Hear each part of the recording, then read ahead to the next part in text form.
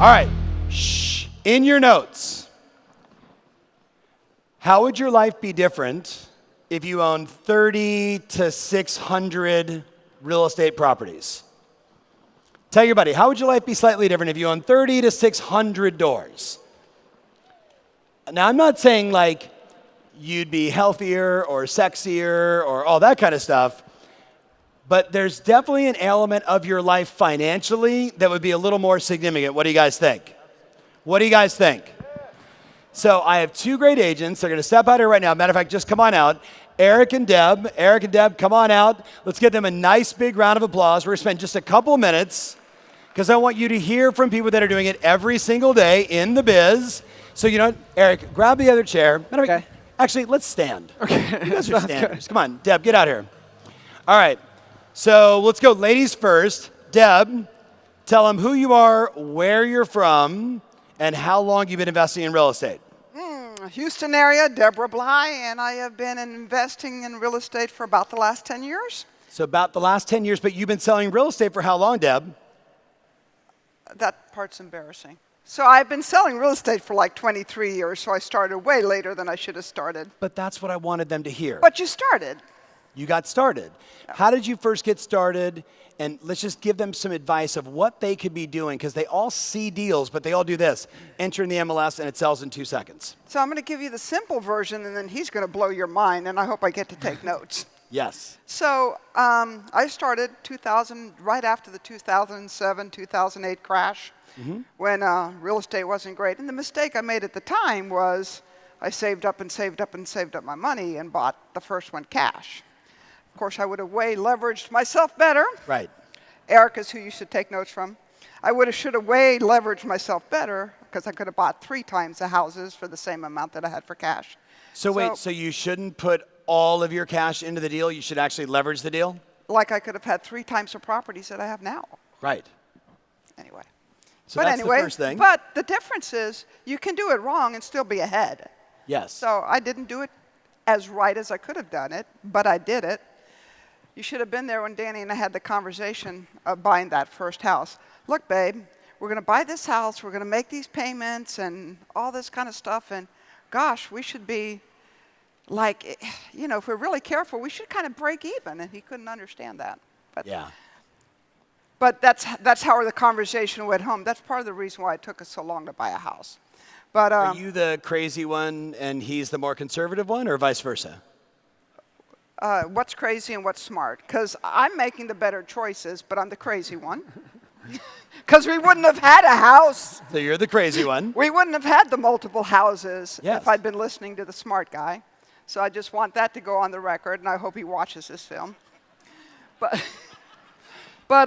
no. So what advice do you have for them getting started? Let's assume that, because we're going to go getting started and then a little getting started and then super advanced. So you see, I'm not the smart one, really, but it is just doing it, really. And but how do I find them? Okay, I bought, the first house I bought, honestly, was one of my listings. It didn't sell, and we got an offer in, and the guy countered back on the offer. We didn't come to an agreement, but I said, oh, you would sell it for that? Well, then I'll make it happen. Yeah. So that's when I bought my first house. Was actually one of my listings, so I got 6% off of what I knew his bottom line was. Hello. And that was the first one. That was one we actually sold later, and I typically don't sell. I've flipped a few homes, but typically I'm playing the buy and hold game. Yeah. So I've invested cash out of my pocket, maybe a total of, you know, without renters making payments, because I did end up doing some leveraging. I have invested cash out of my pocket right at about $400,000. And right now my properties are worth, I've got over $3 million in equity. Okay, so for a $400,000 investment. Give her a nice round of applause, by the way, guys. Like that's. So give us context. How many units are we talking about? So like I said, Eric is the guy you should take notes for. I've got 8 single-family homes. I've got the commercial building. I've got a very small apartment complex, and I have 2 vacation rentals in Galveston. Of all of those properties, the vacation rentals in Galveston are the ones that are killing it. Because they're Airbnbs, I'm guessing, or okay, or VRBO. VRBO. Okay. iTrip. I've got somebody managing them. Yeah. So and why are they killing it? Well, one, because I have somebody else doing the management of it, so I don't have to do anything with them, so that part's nice, and because it's just a tournament. I bought them for 2 houses for 180, put 100,000 into it, and I'm making $5,000 or $6,000 a month. Love it. So looking back, like if there's something inside the room that says, yeah, but in my area, everything is too expensive, what do you tell them? So some of the houses that I bought, I thought they were too expensive. I've bought a number of my houses from clients. I bought quite a few homes. You know, in the real estate contract where it has the questions that says, you know, we'll take cash contracts, conventional contracts, FHA or VA. And after we've discussed price, I said, oh, so would you consider owner finance? And if they say yes, I'm a buyer. Did you all just hear that? How many of you are doing that, by the way? Look at Joe is doing a ton of these deals. Yeah, so if they say yes, I'm a buyer, I come up with, you know, I'll give them $20,000, $30,000. They're going to own or finance. I don't have to go through the whole bank thing. And honestly, even if I pay a little bit more, I pay their asking price that we set at the listing because I'm playing the long game. And so far, that's working out just fine. So you own 8 SFRs, 1 large apartment building, a commercial No, one building. small apartment building. How many units in the apartment building? 8. Oh, 1 small one, 8. I know there's much bigger ones, but 8 is still a lot for some people. How much time do you and Danny spend on all this? Like how much time and effort, or does it just sort of happenstance? Like how does it work? Taking care of them? Finding them and taking care of them. Oh, I just, you know, honestly, I'm just coming across them. Like we're not buying that many. So, I mean, we might buy 1 or 2 a year. Yeah. Or I'll pay something off, or, you know, like we're doing a big expansion on the commercial building this year. So every year I try and do something that is a real estate investment. Okay, so what was the inspiration behind it? Like what was the moment where you knew you had to do it? You know, what motivates you to do something? Is it somebody that's like, they make that much money and that's what I'm going to be? I'm going to tell you what I've learned motivates me more. Pain. So my dad did really well growing up, and I love my father. He's just phenomenal. In the 60s, he started a business and had like $500,000 in the bank. That's a lot of money for the 60s. Right. When he passed away, he was on Social Security making $800 a month, and I would send him money every month to help him out. And I just always said, this is not where I want to be. Yeah. And I don't want my kids taking care of me. So it's the pain of didn't want to follow that path. Yeah. Yeah. So I've seen real estate agents, like agents I used to really look up to and say, man, I'm going to be like that one day. And they live in cheap apartments now. Yeah. You know, their career is over. They've gotten, not that old is ever too old. I don't think old is ever too old. I'll never retire. But they've finished out their career and they have nothing. Yeah. So how young are you now? 62. So 62. So she started at 52. Did you guys all hear that? At 52, she started. And I talked to some women at 50, like, it's over. I'm 50. Like, shut up. Yeah. Right? So what advice do you have to that older person who's like, it's too late for me? Oh, I'm still buying from my tomorrow person. That's So it. It's never too late. It's never too late. Okay, I wanted just authentic shares. Could you give Deb Bly a giant round of applause just for sharing? I love you, baby. Now, I know you want to take notes on this crazy guy. Oh, boy. All right, Eric, get over here, buddy. Okay. All right, so Eric, tell him how old you are. 32. 32. Tell him where you're from. Minneapolis, Minnesota. Okay, and so for context, I've said this enormous number. How many units do you and your buddies own? 670. Okay, so 600. So just look at your buddy and say 670 units. I want to hear it real loud.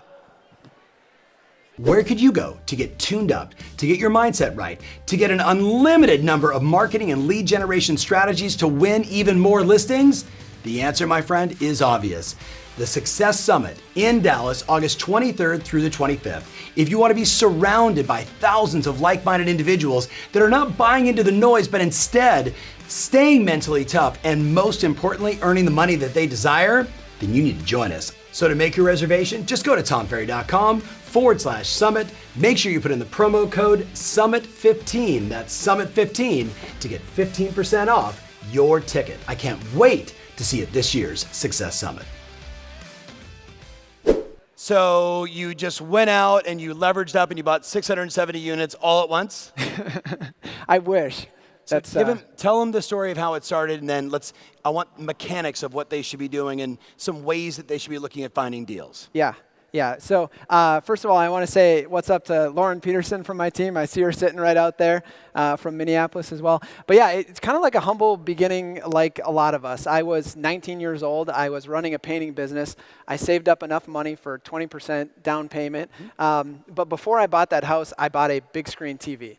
And I realized, I'm like, wow, I'm going to be my own worst enemy. This is the first time I have some money. I'm going to blow it if I don't do something careful. So I asked my mom, who had just got into real estate, I'm like, what do you think I should do with this cash? She's like, well, I see a lot of agents buying houses. Maybe you should buy one of those. And I'm like, okay, great. How do I do that? And she's like, well, I think the formula is go find something where the rent is more than the mortgage and your expenses. So that was it. That was my formula. That was house number one. Yeah. So that was back in 2009. 19. Yep. And then 2010, I did the same thing. 2011, did the same thing. And then I kind of just didn't really do a whole lot for a few years. And it wasn't until like 2016, 2017 until I started trading. So my next duplex, I turned into a fourplex, or triplex, and then I flipped that into a 24-unit apartment building. And I realized that, wow, nobody ever saves up to buy an apartment building. Okay, say that again. Nobody ever saves up the money, the down payment, to buy an apartment building. But then how do they get an apartment building? They buy something small. They buy a duplex, and they trade. And, I always thought I bought these first few houses. I'm going to own these forever. I'm going to buy them. I'm going to retire with these houses. And then I started realizing, well, actually, if you leverage them and you go out and you turn them, you make them better, you sell them, you have a lot of cash to be able to go do that again. And that apartment building, that mid-size apartment building, you do the exact same thing but at a different level, and that turns into a couple larger apartment buildings. So it's just simple numbers. It's simple math, but over the course of a decade, it can be kind of spectacular. So at what point did you start taking this serious? Like, when did you start getting other people involved and it wasn't just your money? Yeah, that was probably 2 to 3 years ago that I started investing. I found a really good partner who complemented a lot of my skills. He was a mortgage broker, very different set of skills, and I was more on the operational side of how to scale it and how to make it better in the construction, and he was on the financing side and running the numbers. And I realized that I'm better investing with other people, so I'll usually bring a partner along. One, it's accountability. Two, It's you say you're going to do something, and someone else is there to hold you to it. Okay, but I'm going to give you the objection. But aren't you afraid you're going to lose them money and then the whole thing is going to fall apart and then your reputation's ruined and you hurt your family? That's what keeps me going, right? So it's a little healthy push. But, I think you start small. You start with something you can wrap your arms around, and you gain confidence over time. The people that have come up to me that own nothing and say, I want to go buy this big building, they're the people that the next year, they're still saving up. They're still thinking about it. They're not doing anything. Where did you get this long-term perspective? Because there's not many 32-year-olds that think the way you think. I know a lot of 70 and 80-year-olds, right, and 60-year-olds that think this way, but I don't know many like 19, 20, 25, 32-year-olds. Where did this come from? I've just had a couple incredible mentors in my life. So there are some people that I have seeked out that have shared, been super generous.